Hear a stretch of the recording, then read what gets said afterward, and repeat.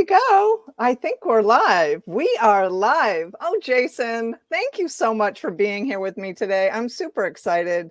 You're welcome. I wish we could be in person. It's been years, and it's always fun to see you in person. I know. Well, it's been a really long time. And I remember the first time I met you. It was in San Diego at a conference for Career Directors International. And I remember, like, you were the superstar. You were how you make that list of people that you want to Yeah. hobnob with. You were that person. Oh, And that's then Susan funny. Joyce. So Wow, I that's remember cool. that fondly. Yeah. Well, thank You're you. a superstar. Well, I used to be back before COVID. Well, no, you're still doing amazing things. And I just read one of your more recent posts, 5 tips for navigating a miserable job search. Yeah. And you have such a good pulse on the issues and the dilemmas of job seekers. And part of that is because you lived it, right? Yeah. That's the Yeah. whole impetus for JibberJobber. Tell us a little bit about like how that came to be. Yeah, I feel like I'm like the advocate for job seekers, right? There isn't really an advocate, and when I do my work, when I'm speaking and my writing and stuff like that, I really feel like I need to like raise this flag for job seekers and kind of tell this story and kind of put things into perspective. So back in 2006, I lost my job and I started what I call the worst job search in the world. Like it was really, I did all the wrong things, and I thought I couldn't afford real help, like from a trained professional. I know now that I should have scrounged and figured out a way to find the funds to do that. But anyways, I mean, this was just my journey and it was my path, and I needed to go down it to really understand like the problems in this space and the impact that it has on people. And so I was in a really bad place. I was getting depressed and not getting any results. And I said, okay, I need to pause what I'm doing and kind of analyze what a successful job search is, because I really was going based on like, okay, I'm going to go by the newspaper and like circle with a red pencil, like circle ads and stuff like that. And I was just very outdated. And not to say that that's the right way to do it anyways, even back then, right? But I thought I need to pause and just figure out what this job search is, and then I can compare like what I'm doing with what I should be doing. And in that study, I found a number of articles from people like you who said, organize your job search, make sure you follow up with people. And these themes started coming up. And I thought, well, this is all nice to say, but it's really hard to do as a job seeker. And so I went to job clubs and I saw, people wrote on their hands, hey, what's your name and phone number? And I'll call you. And people had spiral notebooks. And this one girl, she had a Franklin Day Planner. If you had enough money, you could get a Franklin Day Planner. And she came to the job club and she said, I just left it on the bus. And it like in the last week, and it was gone. She lost every bit of her stuff. And I thought, man, there's got to be a better way. And this was back in 06. And so this was like, how can we take advantage of the technology of today and empower people so they don't have like third class citizen tools? Like if you went to a job, you get real tools to do your job. But as a job seeker, it's like, okay, you have this incredibly complex process that you're about to dive into with an immense amount of data that's going to come at you from a bunch of different ways. And maybe you can go buy a 99-cent spiral notebook and kind of keep track of all there, right? Or an Excel spreadsheet or whatever. So anyways, I started out with my own Excel spreadsheet. And then after about 2 weeks, it imploded.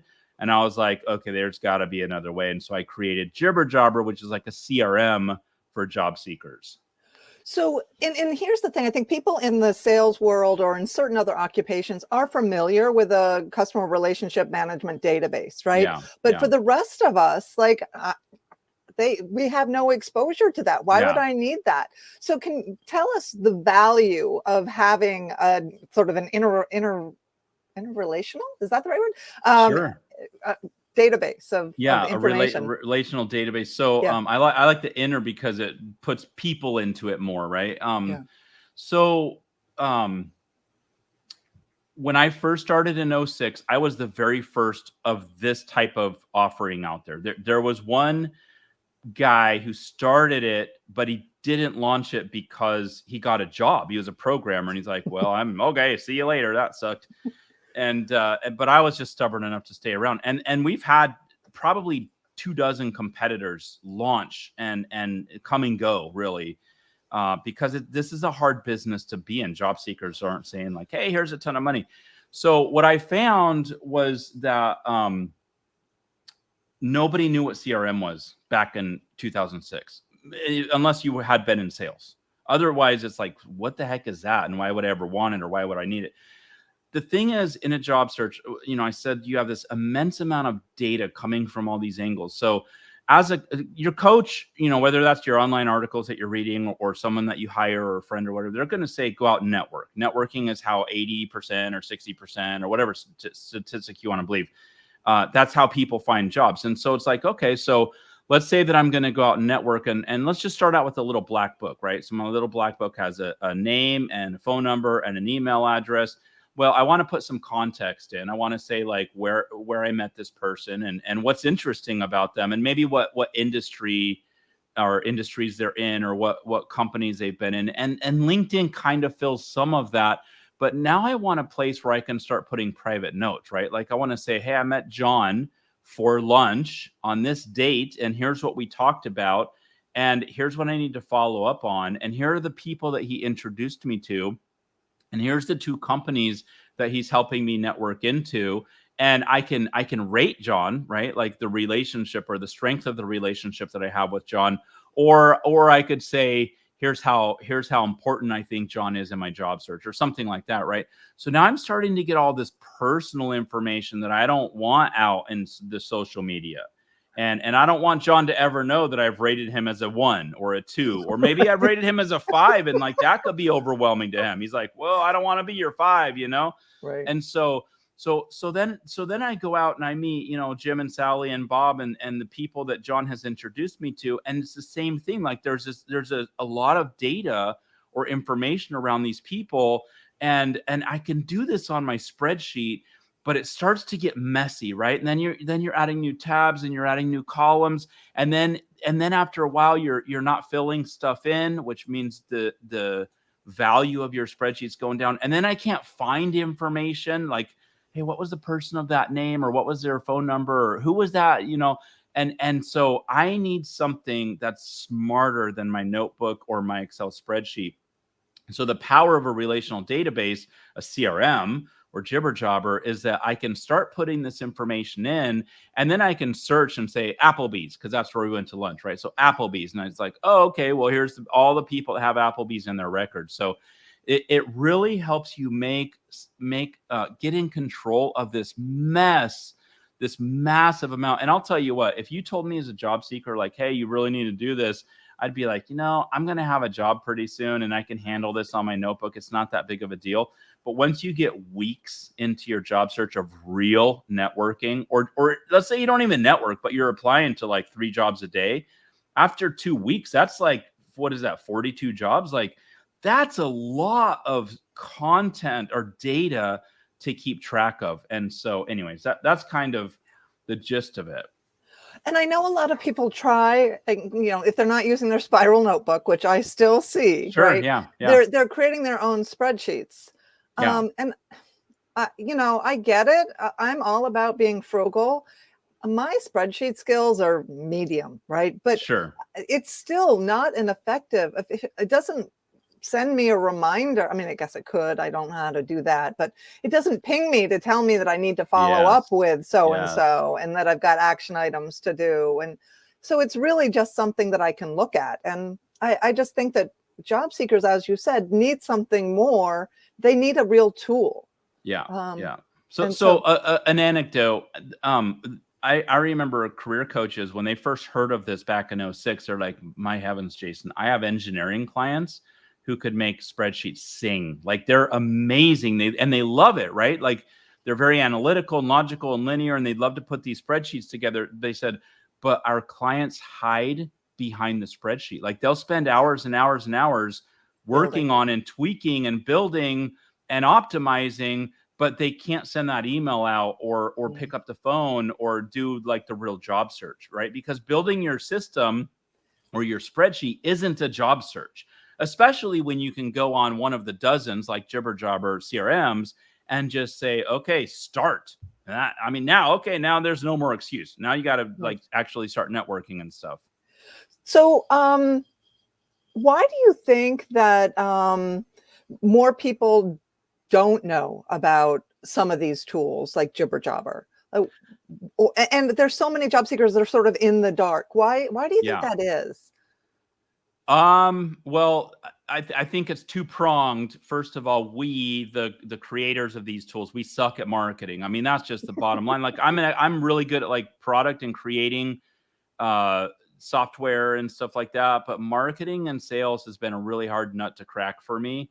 I've tried hard. I mean, you've seen, I write a lot. I'm out there. I'm on social. I do speaking. Like, even then, I still go to places and people are like, I've never heard of this. And these are like outplacement firms that have professionals who have been in the industry. Now outplacement firms, that's a whole nother conversation. So that's not saying a whole lot, but even some career coaches and resume writers are like, man, I've never heard of JibberJobber before. Or I didn't even know this technology was available. So I mean, even then, like a lot of career professionals don't know about it because they're just like kind of heads down doing their own thing, you know, and they're not necessarily pulling up and spending time on research of what's happening right now in the industry. Even that's though right why now we're doing this. Yeah, I really appreciate it. The other reason though is because our audience, right, job seekers are so what is the word, transitory. Like they swoop in a state of emotion, right? Like a roller coaster of a washing machine of emotion, right? And they're like, I hate this. I never want to do this again. I can't wait till I land a job. And as soon as they're out, they're out. Like they don't really even like to talk about it. Like I remember when I was in my job search, and I mean, it's just like people come in, they try really hard to get out, and once they're out, they don't want to come back. Now, I've been in business long enough that I have people come back every 2 or 3 years. And it's not because they're bad. It's just because that's the world we live in, right? Like you're going to transition. And I really do. I have friends who are like, hey, Jason, I'm starting up my premium again because I just started my job search. And I'm like, well, I'm sorry for the circumstances, but I'm glad that we're back in touch, you know? So anyways, those are some factors to why JibberJobber and some of these other tools just aren't known about very well. Right. And I think that people do, like you sort of raised an important topic, and people try to keep their whole job search secret, right? Yeah. Like they don't It's like talking about shameful, it. Yes, it's you know? shameful. And I'm hoping that, you know, year by year, inch by inch, we start to destigmatize Yeah, being in the job me search, no too. matter what because I don't know anybody, honestly, in my world that has not been impacted by a layoff or downsizing. Oh, Like, yeah. Yeah. yet there's still people who come to me and say, I can't tell anybody, because I'm the only one I know. I'm like, I don't think Yeah. so. I think it's just like people aren't talking about it. I thought I was alone. I remember one day walking out to my mailbox, and it was a beautiful day. It was probably, I mean, we're getting into like out of winter, and you know, it's a beautiful sky and it's just very peaceful. It's like 11:30. I walk out to my mailbox in my pajamas because that's what I mean. I actually wore pajamas as a job seeker, and nobody was around. No cars, no dogs, no kids, no people. And I was standing at my mailbox and I was like, I'm like the token loser. I'm the neighborhood loser, right? Like everybody out here has a job and a purpose and they're contributing to society. And I'm like barely in my pajamas checking my mail, right? And I know there was nothing good in my mail, right? And so I mean, you feel so lonely, and that's one reason why I'm such a big advocate of going to job clubs. And now I know they're all online and stuff, but going out and meeting people and learning that, you know, even though you're accomplished, I had an MBA, I'm bilingual, like I'm accomplished, you know, and I thought I was just the biggest loser because I had done all these things, but I couldn't I couldn't get anybody to even pay attention to me. And then I go to job clubs. I'm like, oh, you're a senior product manager. You're a senior this, you're a senior that, you're a senior whatever. You have a great education. You have a great background. You have a lot of stuff to offer. and I'm not alone. And that was a huge changing point in my job search. I think the pandemic has made that hard, only because I think there are a lot of people that haven't found those job clubs online yet. And I really want to make sure that, you know, you reach out to other people that you know that might Yeah. be unemployed and find those job clubs. There are lots and lots of them. Actually, I know a couple of resources that I'm going to try and share sort of a link to. There are a couple of people. Sarah Johnson has a link of that talks about a lot of the job clubs, and so does somebody else. And can't remember who that is. But Jason, can you answer Robbie's question about JibberJobber? Yeah, we've played around with the cost since 06. It's shifted around a bit. Where we're at right now is it's $60 a year, so it's $5 a month. And I know you could get a lot of spiral notebooks for that. But what we do is after the year, let's say you don't want to continue, like you have a job or whatever, and you're not going to network anymore, so you just let it go back to the free level. And your data stays there, right? And so here's what's cool. In 2 or 3 years, when you come back for your next job search, you're not starting at zero anymore. You're starting with all the phone numbers and the contacts and the context of the networking that you did. So now you can pick up the phone or start your emails out and say, hey, you know, we talked a few years ago, just wanted to update you or something. That's not the best networking, but it's a lot better than starting from zero. So $60 a year. I have, if you're a career coach or outplacement, I have special arrangements. So get in touch with me. I'm Jason at JibberJobber.com, and we can talk about something for your clients. There are demos online under videos. I don't remember exactly how to get there without logging in. But there is a place where I have videos, and I do like little 2 to 5 minute tutorials on this feature and that feature, et cetera. And I'm pretty sure I have like a full demo of like start to finish. Yeah. So in managing, like in sort of looking at the data over the past, oh my gosh, I can't even do that math, since 2006. Yeah. Like, do you have like this case study that stands out in your mind as like, this is how I love seeing it being used? A couple, well, how I love seeing it used. So Or Tom, just a good case study. yeah. So Tom is one of my friends. I've actually met him in person when I went out speaking, but he came to JibberJobber before I met him in person. Technical career, programmer, really cool guy, just a good human. He's in New Jersey, and he, you know, he kind of had it made. His career was just good, and he came to me when he was worried about his career, right? Even though he was a programmer, and the programmers are the ones who need to worry least about their careers, really. But he came to me and he's like, you know what? I know that I'm facing like age discrimination and stuff like that, and I want to be ready. And so I'm going to start networking and doing all this stuff you're talking about now. And I've seen him, I think I've seen him go through 1 or 2 transitions in his jobs. And to have somebody come in and be so prepared and proactive about that, I'm like, you get it. You're going to have an awesome career, not just because you're a programmer, but because you understand this idea of branding and networking and stuff like that. Another one that comes to mind is I feel like he's a friend. We've been communicating for years. Jonathan started out when he was in college. I think he was probably a junior, maybe even a sophomore, but he was in college, and he was just really sharp about, like, I know that I'm going to be in transition every few years, whether it's up to my boss or up to me. And so I'm going to get on this right now. And he continues to use JibberJobber today. He's probably been on JibberJobber over 12 years, maybe. Like, and it's just so cool to see these people. Cause I tell people, like, okay, here's a horror story. Somebody messaged me and they said, Jason, thank you so much. Love JibberJobber. I used it.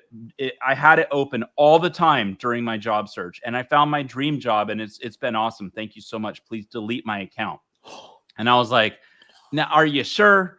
Are you double check? Like, here's 3 buttons. Click to make sure that you really want to do this. And they're like, yep, positive. Please delete it all, because I don't want all this private stuff hanging out in the internet. Right. 2 months later, came back and said, hey, I lost my dream job, because that person was going to retire from that dream job. Right. And you've seen this too. Yeah. Right. Yeah. And I lost my job, and can I get my stuff back? And I was like, sorry, like I triple checked with you, and when we delete it, we're like, we really actually do delete it.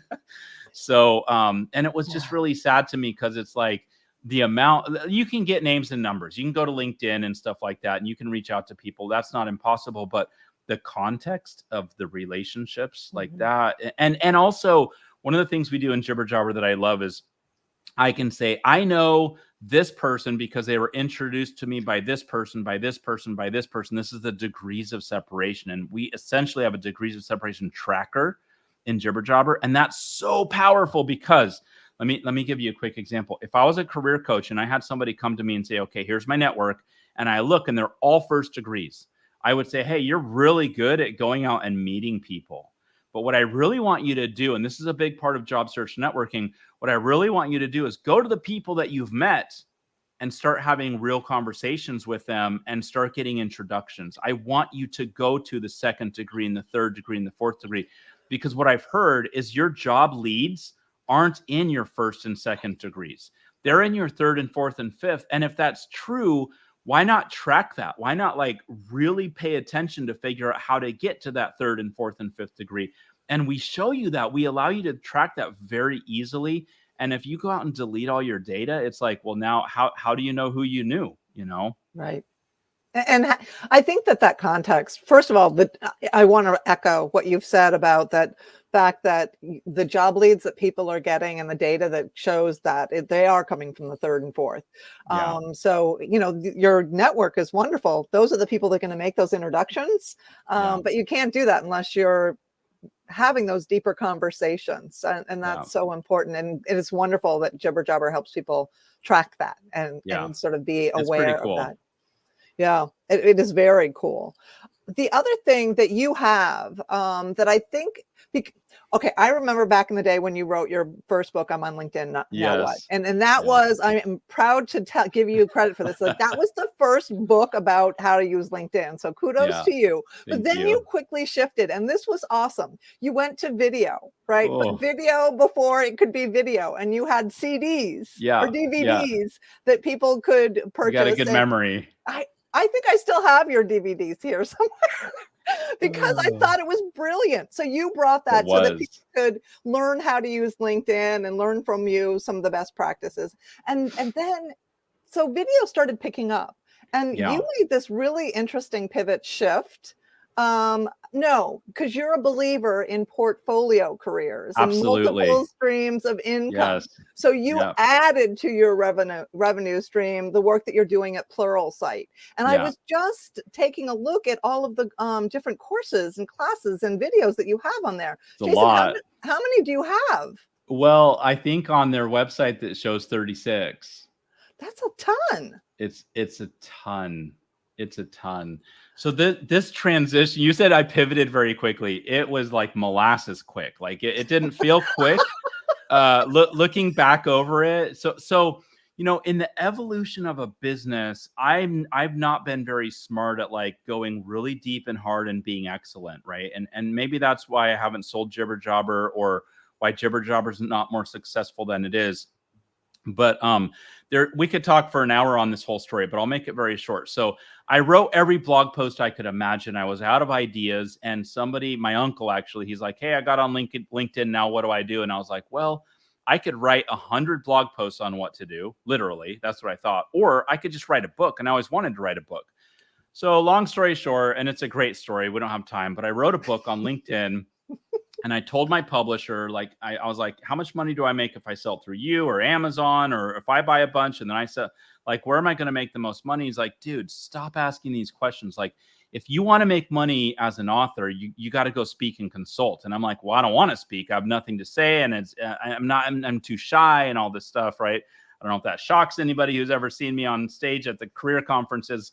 But I really thrived on those. Like, I love being at those. So anyways, I became a professional speaker, and that's a great story. And how that happened is really a fun story. So I found myself going out to job clubs, and I'd go get paid like $5,000 to go speak at a place. And then I'd call up all the job clubs in the area, and I'd say, hey, I'm here, I'm in town, I'd love to come do a presentation for free. And so I did a lot of job clubs, and I'd speak on LinkedIn a lot. I spoke on other stuff too, but I speak on LinkedIn because that's what my book was about. And and afterwards I'm sitting there and people come up and shake my hand. People like, hey, by the way, how do you do this thing? And I'm like, I said that like 4 times. Like, how do you, read? And you were taking notes. Like, why are you asking me how to do this thing? And so I thought, I didn't say that, of course, but I thought, man, I'm missing something here. And so I thought, well, what if I could leave something, right? And so that's where the DVD came from. And I actually made one DVD multiple times. But then I was like, well, I could do this online. So I put courses on JibberJobber on like informational interviews and personal branding and stuff like that. And then I got approached by Pluralsight, and they're like, hey, come over and do this with us. And once again, we can talk for an hour or two about this whole, I'm giving you like the Reader's Digest version of the Reader's Digest version. And so on Pluralsight, I started with LinkedIn. And then I was like, can I just redo all these other job search courses and put them on here? And they're like, yeah, that sounds good. And then after a while, I was like, I need to make things for managers, like things that managers are going to tell their team. And so one of my top courses is on listening.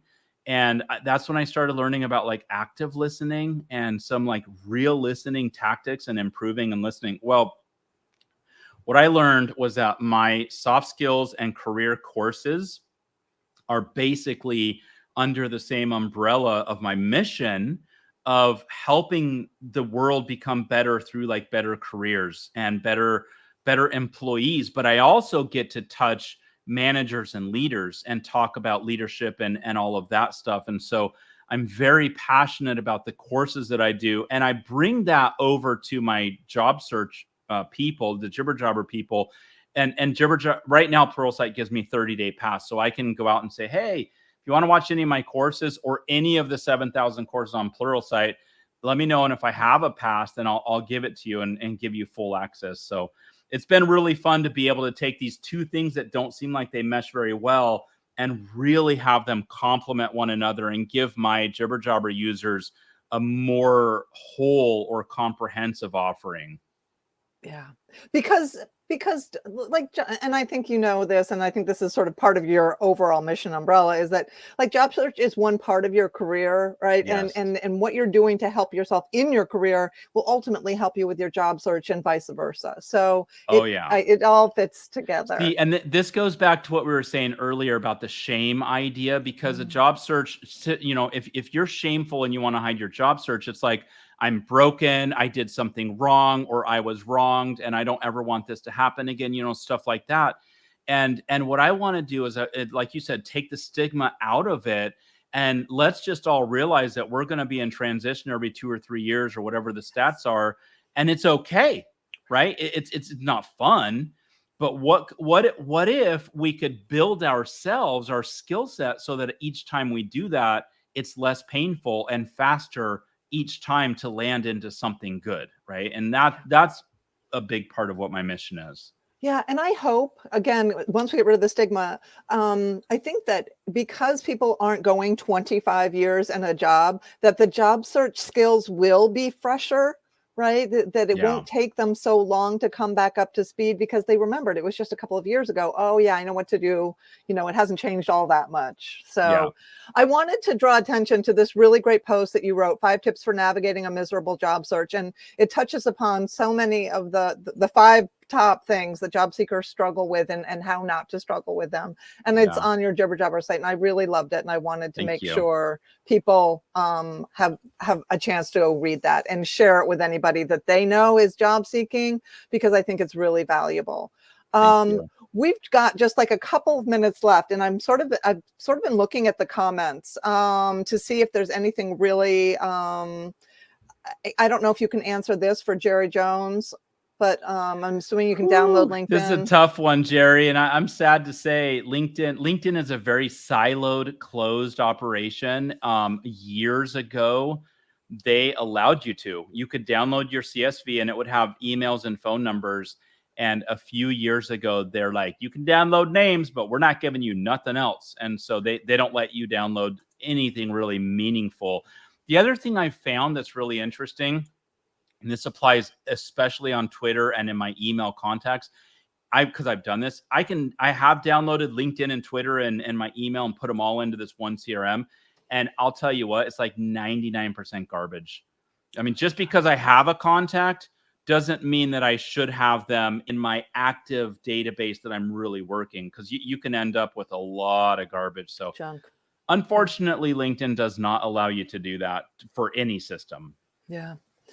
Okay. So I'm putting, if you all want to learn more about JibberJobber, if you have more questions, you can go check out the JibberJobber site, because there's a lot of great videos, and it's sort of, the site itself just walks you right through all of the different features and functionality of JibberJobber. So check that out. But if you want to connect with Jason or follow him on LinkedIn, there is this as well. You can check out his courses on Pluralsight. Pluralsight. The best way is search my name, Alba, ALBA. That's the best way to find my stuff. Okay.